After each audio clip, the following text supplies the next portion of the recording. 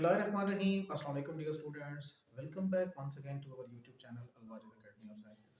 मेरा नाम है कैसर इसरार और मैं एक फिजिक्स लेक्चरर हूँ। आज का जो लेक्चर है उसके अंदर हम कवर करने वाले हैं बहुत इंपॉर्टेंट शॉर्ट क्वेश्चंस को जो कि चैप्टर नंबर 10 से रिलेटेड है। चैप्टर नंबर 10 जो है वो हमें पता है कि सिंपल हार्मोनिक मोशन और वेव से रिलेटेड है, तो उसके अंदर हम इंपॉर्टेंट शॉर्ट क्वेश्चंस को कवर करने वाले हैं।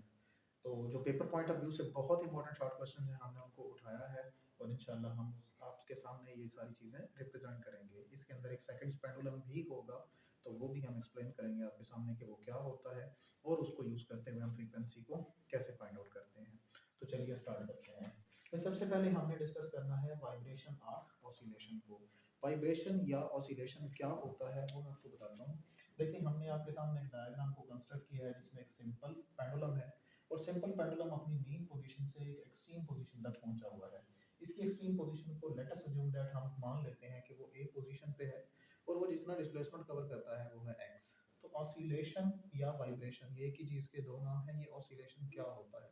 देखिए, जब भी किसी बॉडी को उसकी एक्सट्रीम पोजीशन से हम छोड़ेंगे तो ये एक्सट्रीम पोजीशन से जाएगा मीन की तरफ, बट मीन पे नहीं ठहरता। लास्ट टाइम भी डिस्कस कर चुके थे हम क्यों नहीं ठहरता कि इनर्शिया जो है वो एक प्रॉपर्टी है जिसकी वजह से वो अपनी मीन पोजीशन पे नहीं ठहरेगा, बल्कि क्या करेगा, एक नेक्स्ट एक्सट्रीम पोजीशन को हासिल कर लेगा और दोबारा नेक्स्ट एक्सट्रीम पोजीशन से फिर दोबारा मीन की तरफ आएगा due to the restoring force और फिर यहाँ पे नहीं रुकेगा बल्कि एक और इसी एक्सट्रीम पोजीशन पे वापस आ जाएगा।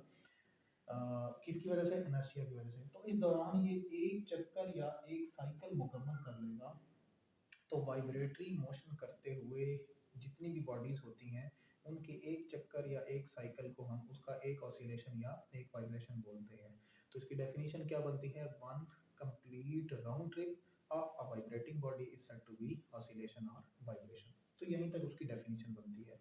फिर वाइब्रेटरी और ऑसिलेटरी मोशन आप पहले भी 9th में पढ़ चुके हैं, यहाँ पे भी हम डिस्कस कर लेते हैं ऑसिलेटरी या वाइब्रेटरी मोशन क्या होती है। ऑसिलेटरी या वाइब्रेटरी मोशन कहते हैं किसी भी बॉडी का अपनी मीन पोजीशन के आगे पीछे दोहराई जाने वाली हरकत, यानी to and fro motion of a body about its mean position is said to be the vibratory या ऑसिलेटरी मोशन। तो ये छोटा सा शॉर्ट क्वेश्चन है, लेकिन उससे नीचे जो शॉर्ट क्वेश्चन है वो ज़्यादा अहमियत के हामिल हैं, जिसमें सबसे थर्ड नंबर पे जो आ रही है वो है फ्रीक्वेंसी। फ्रीक्वेंसी क्या होती है? देखें भाई, फॉर एग्जांपल हमने क्या किया, हमने यहाँ से इस एक्सट्रीम पोजीशन से इस पेंडुलम को छोड़ दिया, यानी बॉब ऑफ द पेंडुलम को रिमूव कर दिया। जैसे ही हम उसको क्या करेंगे, रिलीज करेंगे, तो वो क्या करेगा, मीन की तरफ और फिर मीन से एक्सट्रीम और इस तरह ये अपने चक्कर मुकम्मल करता रहेगा। तो फिर एक सेकंड के अंदर जितने चक्कर मुकम्मल करेगा, इट मींस दैट जितने ऑसिलेशंस कंप्लीट करेगा एक सेकंड के अंदर, उसको हम इसकी फ्रीक्वेंसी का नाम दे देंगे।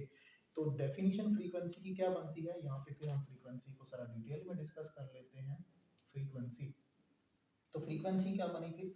हम कहते हैं नंबर ऑफ ऑसिलेशंस और vibrations per second is called frequency. तो शॉर्ट क्वेश्चन जैसे ही पेपर में आता है तो बच्चे क्या करते हैं, सिर्फ डेफिनेशन लिख देते हैं, उसके बाद छोड़ देते हैं। भाई ऐसा आपने नहीं करना। आपको क्या करना होगा, सबसे पहले आप उसकी डेफिनेशन लिखेंगे। आप लिखेंगे द नंबर ऑफ ऑसिलेशंस और vibrations per second of a vibrating body is said to be the frequency. तो फ्रीक्वेंसी लिखने के बाद उसके बाद अगला हेडिंग, यानी सबसे पहले आपने क्या किया, आपने लिखी है उसकी डेफिनेशन। नंबर 2, दूसरे नंबर पे आप उसको क्या लिखेंगे, आप लिखेंगे उसको डिनोट करने का तरीका। ठीक है, डिनोट करने का मेथड, डिनोट। तो डिनोट कैसे करते हैं, हम लिखेंगे it is denoted by F, हम उसको स्मॉल एफ जो है उससे रिप्रेजेंट करते हैं। उसके बाद क्या लिखेंगे, तीसरा नंबर जो आ जाएगा वो आ जाएगा उसके फार्मूले का। तो आपने उसका फार्मूला लिखना है। भाई इसकी दो डेफिनेशंस होती हैं। सबसे पहले क्या डेफिनेशन होती है, नंबर ऑफ ऑसिलेशंस और वाइब्रेशंस पर सेकंड, और दूसरी डेफिनेशन होती है the reciprocal of the time period. तो उसको हम टाइम पीरियड में भी वैसे तो बता सकते थे, लेकिन चलिए यहाँ पे एक्सप्लेन कर रहे हैं। तो इसका फार्मूला क्या बनता है भाई, इसका जो फार्मूला होता है वो क्या होता है, वो होता है 1 divided by t। It means that 1 over t is the reciprocal of the time period is said to be the frequency. और अगली चीज क्या आती है, यहाँ तक तो हमने फार्मूला, फार्मूले के बाद उसका लिखेंगे हम यूनिट, तो कि वो उसका यूनिट क्या होगा। तो देखिए यहाँ से इसको देखकर ही पता चल जाता है कि इसका यूनिट क्या होगा। 1 over t it means that time period का यूनिट तो सेकंड होता है। जैसे ही सेकंड ऊपर जाएगा तो वो बनेगा second inverse is equal to 1 over, पहले लिखेंगे 1 ओवर s और सेकंड जैसे ही ऊपर जाएगा वो बनेगा सेकंड इनवर्स। तो फ्रीक्वेंसी का यूनिट सेकंड इनवर्स होता है। It is also said to be hertz. तो फ्रीक्वेंसी का यूनिट दो हो गए, यानी कि हर्ट्ज जो है वो सेकंड इनवर्स के ही बराबर होता है। तो यहाँ तक हमारा कंप्लीट हो जाता है। इसके मजीद आगे अगर आप लिखना चाहते हैं तो वो आप लिख सकते हैं। इसका एक और हेडिंग होगा क्वांटिटी, यानी ये किस तरह की मिकदार होती है, स्केलर है या वेक्टर है। तो फ्रीक्वेंसी जो है वो एक स्केलर क्वांटिटी है। तो यहाँ पे हमारा ये कंप्लीट हो जाता है। नेक्स्ट जो हेडिंग है हमारा वो है time period. Time period, time period क्या होता है, टाइम पीरियड देख लें।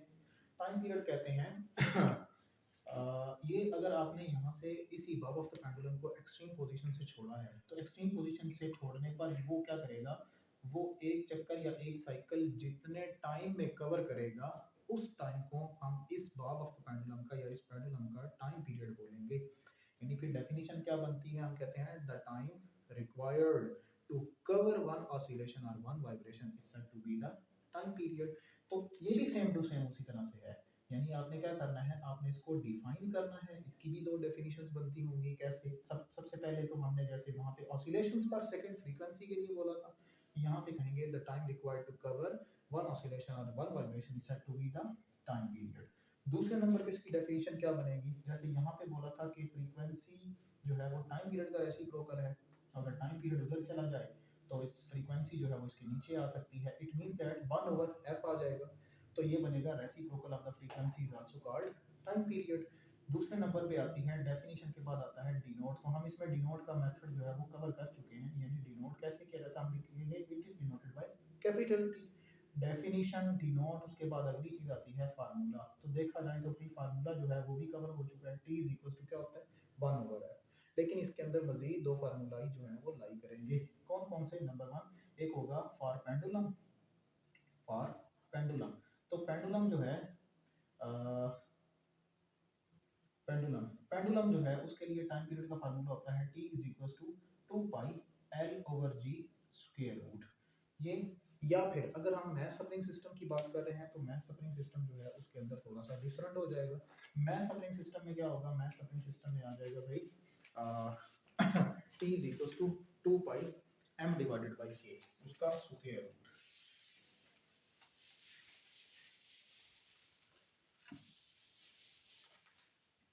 तो हम यहाँ पे अगला हेडिंग देते हैं for math math spring system.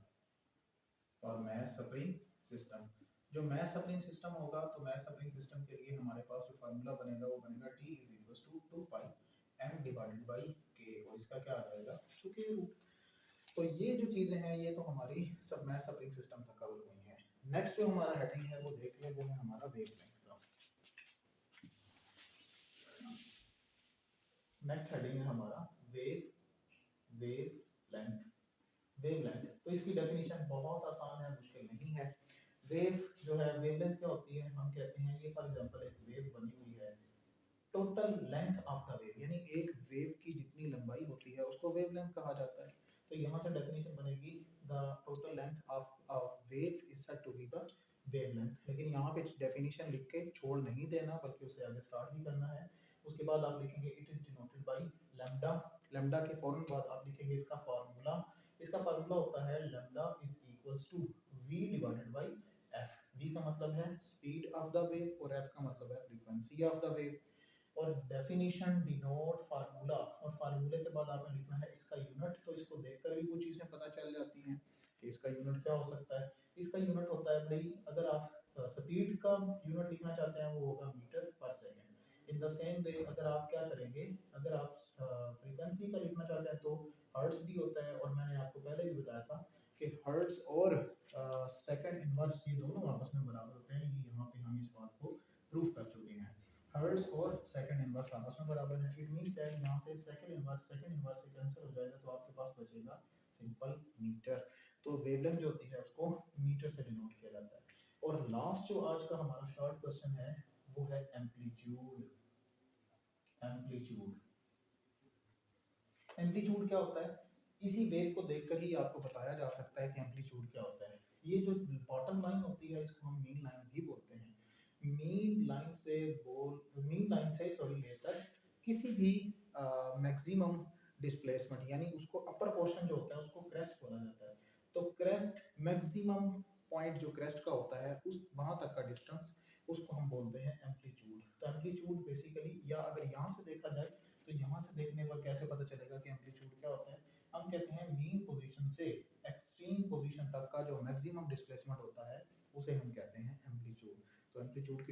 क्या बनी फिर, हम कहते हैं the maximum displacement of a vibrating body from its mean position to the extreme position is called amplitude. और एम्पलीट्यूड को कैसे डिनोट किया जाता है, एम्पलीट्यूड जो होता है उसको हम एक्स या फिर एक्स नॉट से रिप्रेजेंट करते हैं। और इसका यूनिट क्या होता है, देखिए एम्पलीट्यूड लेंथ ही होती है, इट मींस दैट इसका यूनिट जो होगा वो मीटर्स के बराबर होगा। और अगर इंस्टेंटेनियस डिस्प्लेसमेंट यानी इंस्टेंटेनियस आप एम्पलीट्यूड की बात करना चाहते हैं at any instant of time, तो उसका फॉर्मूला होता है x is equal to x naught into sin theta, या फिर ये बराबर होता है sin x is equal to x naught into sin of omega t, इसके बराबर होता है।